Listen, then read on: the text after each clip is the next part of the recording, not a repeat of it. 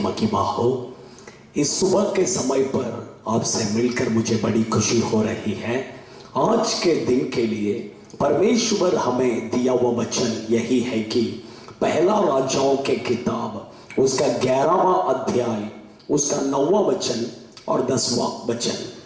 तब यहोवा ने सुलेमान पर क्रोध किया क्योंकि उसका मन इज़राइल के परमेश्वर यहोवा से फिर गया था, जिसने 2 बार उसको दर्शन दिया था और उसने इसी बात के विषय में आज्ञा दी थी कि पराये देवताओं के पीछे न हो लेना, तो भी उसने यहोवा का आज्ञा न माना।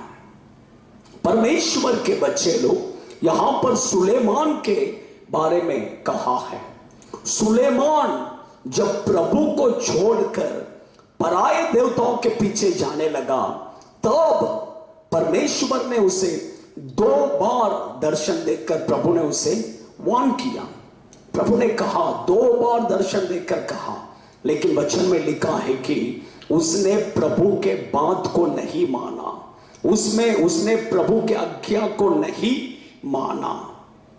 इसके कारण परमेश्वर ने उसके आशीष को प्रभु ने छीन लिया।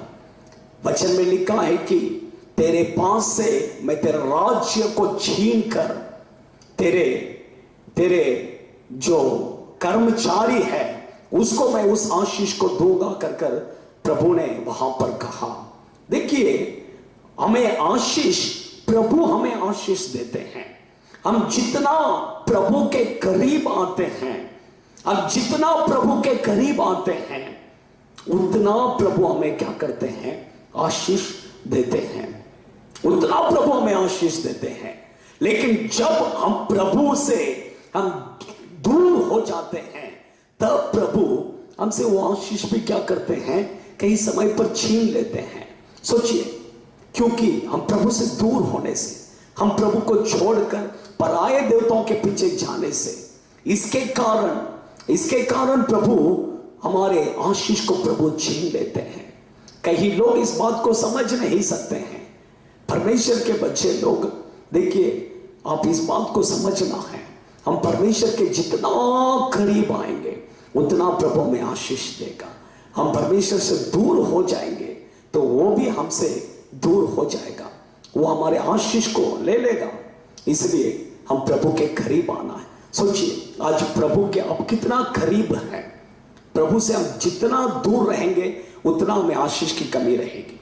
हम प्रभु का जितना करीब आएंगे उतना आपको आशीष मिलेगा। इसलिए आज और प्रभु के करीब आइए, और प्रभु के करीब आइए।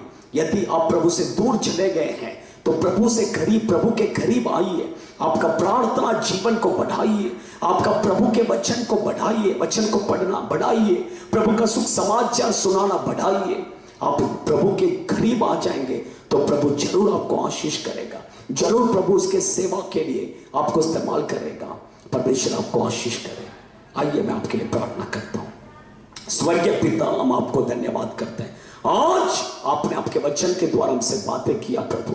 परमेश्वर, इस वचन को परमेश्वर सुनकर जितने लोग आपके करीब आने के लिए अपने जीवन को समर्पण कर रहे हैं प्रभु, हर एक को आप आशीष कीजिए प्रभु। जो आशीष आपने उनसे छीन लिया है वो सब आशीष आपके बच्चों को दीजिए प्रभु, आपके बच्चों को दीजिए प्रभु, आपके बच्चों को आशीष दीजिए यीशु के नाम से, आमीन। God bless you.